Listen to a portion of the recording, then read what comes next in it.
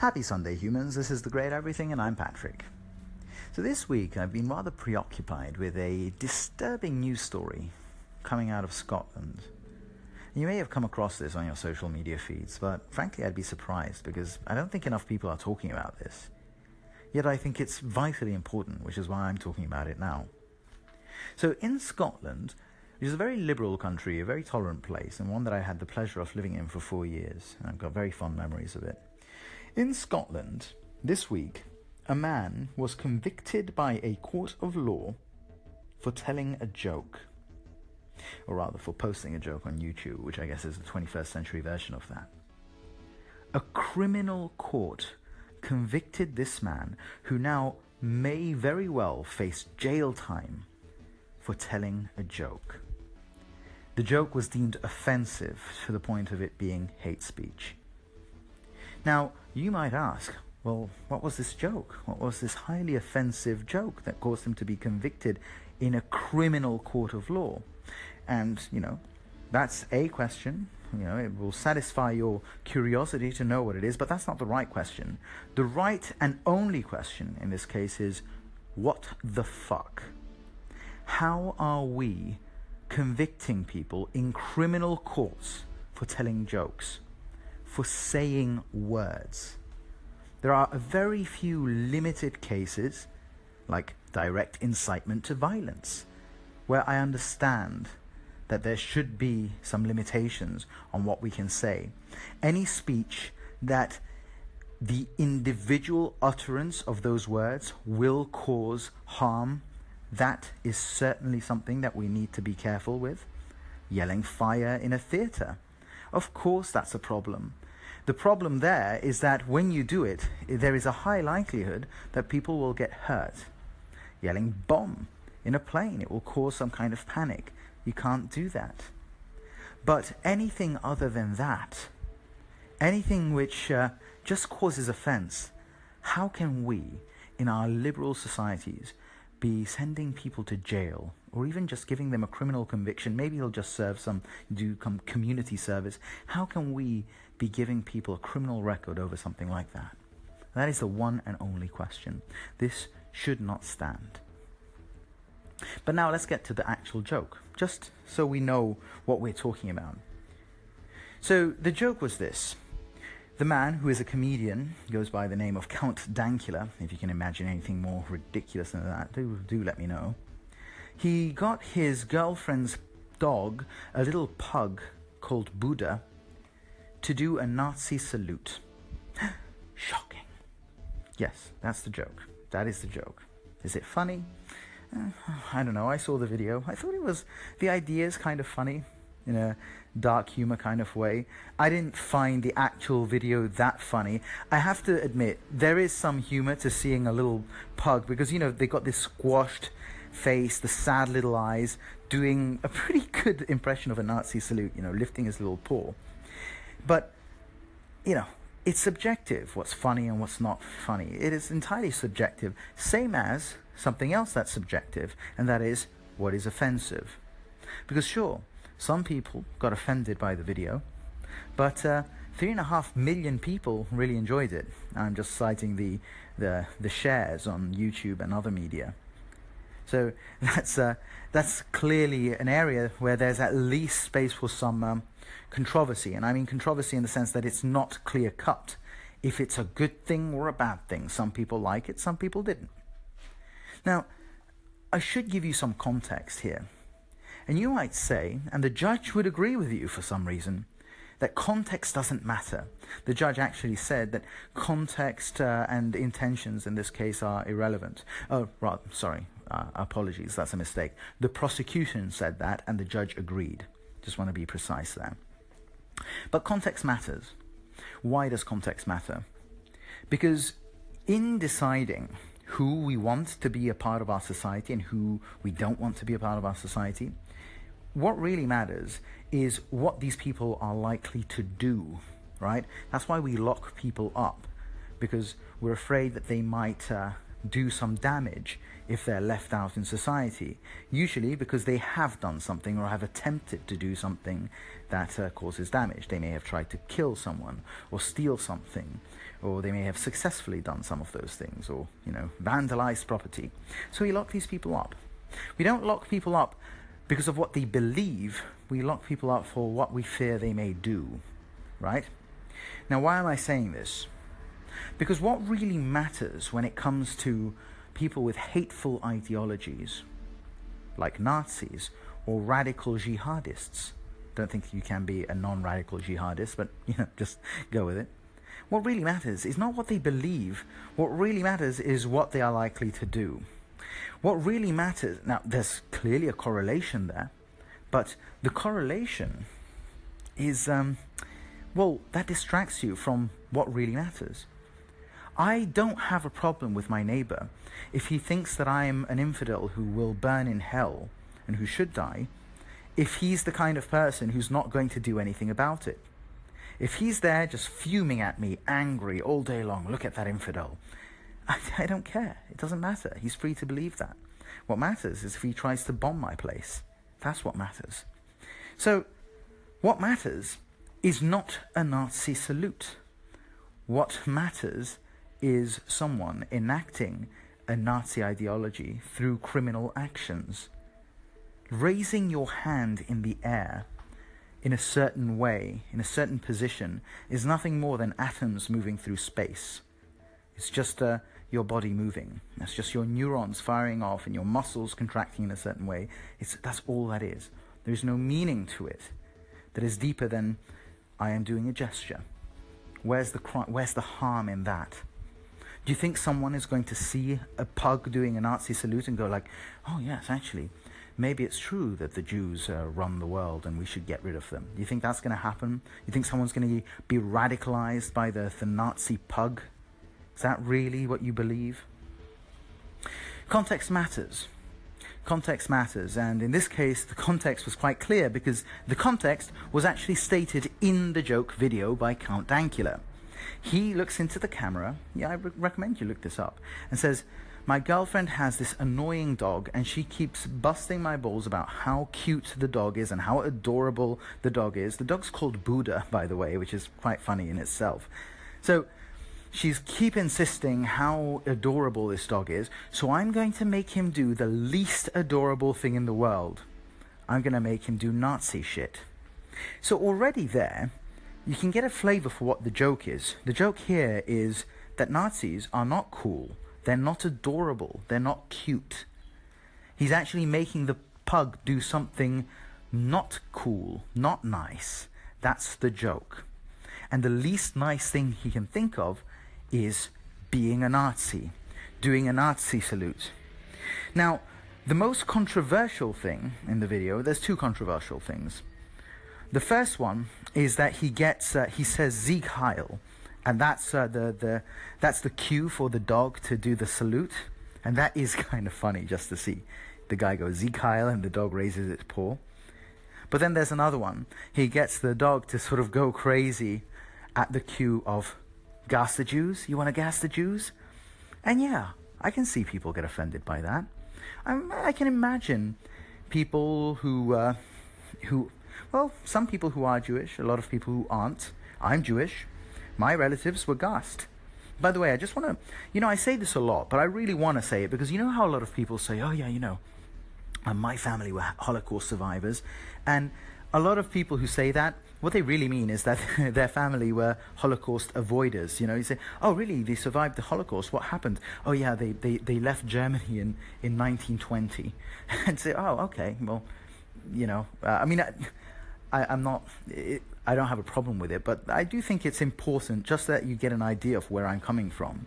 When I say that my family are Holocaust survivors, I mean my grandmother literally spent a year in Auschwitz. She was deported with all her family from her home, put in a train. She was taken to first one concentration camp, then finally to Auschwitz, where she was separated from her family. All her family were killed, gassed, no less, just like just like the gas that really excites the little pug Buddha. And she survived. She survived in the sense that no matter what they did to her there for a year, and I dread to think of it, she did not die. And then her broken soul and her emaciated body were freed in late January of 1945 by the Russians. That is what happened. So she survived the Holocaust. She may have been offended by this joke. I doubt that she would have denounced it. She would have just thought it's in poor taste. And it is in poor taste. It's in very poor taste. Dark humor, that's kind of the humor, that it's in poor taste. I'm not defending Count Dankula's joke. I kind of find the image of the pug doing the salute funny. I don't think it's very inventive, very imaginative. I don't think he sounds like a very good comedian. And I don't know if he's a Nazi. I don't think he's a Nazi. I think the whole point there, he's making fun of Nazis. The whole point is he's ridiculing Nazi gestures by getting a pug to do something Hitler did. So I don't think he's a Nazi, but even if he were, are we really saying that we want to be sending people to jail over jokes? This is something we really need to think hard about, because I know that some people have this myth in their head that, by allowing people to say bad things, we are enabling that ideology. But that's not how the world works. That's not how psychology works either. How it works is that we have a free space in which everyone can express themselves. And through that free space, good ideas, they are the ones that are demonstrated that they work. And so they're the ones that survive and become mainstream. The bad ideas, they get ridiculed. And sometimes there's times where bad ideas thrive a bit more due to certain conditions, but they certainly don't thrive or not thrive based on how freely they are allowed to be expressed. Freedom of speech is our most fundamental right. It is the right that all our other rights are built on. Freedom of speech is what allows people to speak the truth when there are oppressive systems in place. Without freedom of speech, I could not be saying this. Freedom of speech is always going to be offensive to someone, by the way, because everything is offensive to at least one person. Do you think what Galileo had to say when he was talking about the sun being at the center of the solar system? Do you think what he had to say didn't offend everyone, all the Christians, the church, the Pope? Of course it did. That's why he had to recant it, because he didn't want to be burnt at the stake like his, ideological mentor Giordano Bruno, who said similar things just a few decades earlier and was burnt at the stake. Not far from where I'm standing now here in Rome, in Piazza Campo dei Fiori. There's still a statue to him. A man was burnt at the stake for speaking the truth. Do you think Charles Darwin, what he had to say, wasn't offensive to all the people who thought that, we're actually created by God in his image? How can we be coming from something like apes? Have you ever seen the film Inherit the Wind with Spencer Tracy? That's based on a true story. Clarence Darrow, the famous attorney, he defended a high school teacher somewhere in the South, I think it must have been in the 20s or 30s, who was teaching Darwinism, evolution, in schools. And this guy got prosecuted because, he was basically committing blasphemy, I suppose, in America in the 20th century. What he was doing was offensive. It was also true. That's the problem. You might say, you know what? Yes, okay, fair enough, but we shouldn't allow things that are clearly untrue to be spoken. We shouldn't be allowing things that are nasty and hateful to be spoken. Fine, but many questions here. A, where do you draw the line? And B, if you're just making it about what offends you, or you somehow seem to think that you are above everyone else and get to objectively assess what really is objectively offensive. It's not just that it's offensive to me, it is objectively offensive, because Nazi stuff is objectively offensive. But the problem is that that's arbitrary. It's not objectively offensive, is it? 3.5 million people really fucking enjoyed that video. I'm not one of them, but I can kind of see the humor. And let me just remind everyone again, I'm Jewish. I have to keep saying that because sadly we're in this ridiculous identity politics age where everything has to be prefaced with like your qualifications to say what you're saying just so you don't get into trouble. Speaking as a Jewish man, speaking as a LGBT black blah blah blah whatever. So just so you know, I'm allowed to say what I'm saying. Well, bullshit. You shouldn't be allowed to not say or say something based on the color of your skin, based on what your grandmother was doing in the 40s. It's nonsense. But that's the world we live in, so I gotta go with it, I suppose. But the fact is, it's all arbitrary. If you're deciding, well, we're not allowed to say things that are obviously offensive, the fact is, it isn't obviously offensive. It's obviously offensive to you, which makes it subjective. And if it's subjective, it's arbitrary. And guess what? The fact that it's arbitrary means something very specific. Pay attention, please. It means that the only way of enforcing it is the fact that you have the power to enforce it. Because there's no truly objective principle here. It's just what you like and what you don't like. Or what you and the majority like and what the minority, what you and the majority dislike. It's all just about that. It's about power.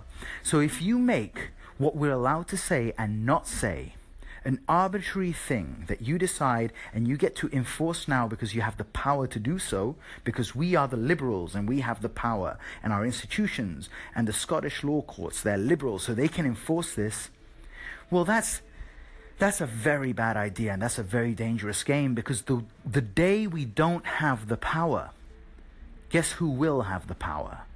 Then guess what? We're not going to be allowed to say. Because the day you get the far right in government, some people say that they're in government now, but the day they truly have the cultural power, well then, who knows what we will or will not be allowed to say based on who has the power to enforce it. That's why we have to stick to reason. We have to stick to principles. And the highest principle of all in our Western free world, or at least trying to be free, is freedom of speech, freedom of expression, freedom to say stuff even if it's offensive, because most things we will say are offensive to someone. What I'm saying right now is probably offensive to someone. In fact, I'm pretty sure it is. I know many of my Facebook friends would probably not like me saying any of this. So what are we going to do? Really? We're going to send people to jail with jokes? Nazi jokes? Who gives a shit? Really? And it's a sad, sad thing. Today I was listening to an interview with Christian Picciolini. He's actually, it's not that I'm pronouncing it wrong. He's got an Italian name, so I'm probably pronouncing it correctly, but I can't remember his exact surname, so it's probably wrong. But this guy, you may have come across him. He's a former skinhead. He's very prominent. He was a very prominent far-right white supremacist in the US, and then he reformed. He basically became an anti-hate advocate, and what he does now is he speaks to Nazis and right-wingers and former KKK members or current KKK members, and he gets them de-radicalized. He does very important work. And he's talking about how when he hears a lot of these people, you know, the Charlottesville people talking about free speech, he hears all these dog whistles. Free speech has become a bit of a kind of, you know, a hidden Trojan horse. People say free speech, but they're actually not concerned about free speech at all. They're Nazis. Yeah, maybe some people, but free speech is fucking important. And we need to get away from this idea that people who talk about free speech a lot, they're just secret Nazis or doing the work of the Nazis. By saying that, you are empowering Nazis. Can you not see the folly? Can you not see the idiocy of taking free speech and turning it into a far-right talking point? Can you not see how bad it is for the far-right to be the people making most sense on the topic of free speech? I should be able to look to the left and see those people talk about free speech. That's who I want to be standing up for free speech. I don't want Nazis on my side, obviously. So can we stop empowering them by trying to silence things that we don't like? Can we stop empowering them by sending people who do Nazi jokes to jail or trying to get them to jail, or trying to get them fired through some tweets, or trying to get their girlfriend to leave them, or trying to get them to all the things you do on Twitter when you don't like something someone said. Can we stop that? Can we stop giving them the right to say, oh, look how oppressed we are. They won't let us speak. Oh, look how nasty they are. They're so crazy and irrational. The far right always has thrived on victimhood. That is how they gain accolades, because they've always been victims, quote unquote victims, right? The Germans were victims of the whole world and the Jewish conspiracy, and the liberals who crushed them after World War I and treated them unfairly, when in fact the Germans didn't really lose World War I. That's at least what they say. The Italians felt like victims because they won World War I, but they didn't get a seat at the table at Versailles. Not Versailles, sorry. Was it Versailles? No, at Paris. Shit, I just got Paris and Versailles completely confused. That's the problem, isn't it? It's a big, big, big problem. We have a world where there's a group of people who thrives on being able to cast themselves as the underdog, as the victims. And then we make them victims by trying to get them fired or sent to jail over jokes. And it's even worse when we do it to people who aren't even Nazis or on the far right. They just say something silly. They're just having a laugh. And then what happens is they feel under attack from the liberal world. And I mean, I don't mean the left. I mean the people who believe in good, strong values of freedom and enlightenment and progress. They see they're under attack from liberal societies like Scotland. And then where do they turn? They turn to the people with open arms and who say, see, this is what I'm talking about. The people on the left are crazy. So what's going to happen? It's so obvious. It should be so obvious. How can smart people not see this? However you feel about anything in the world, unless you are a radical extremist of any kind, unless you have a massive inferiority complex about the strength and validity of your own views, you have to believe in the overriding importance of free speech, to express ourselves, to say whatever we want, to share our opinions, to confront each other's opinions in fruitful dialogue and sometimes harsh debate. But only that way will good ideas prevail and bad ideas be ridiculed and put to sleep. Free Count Dankula.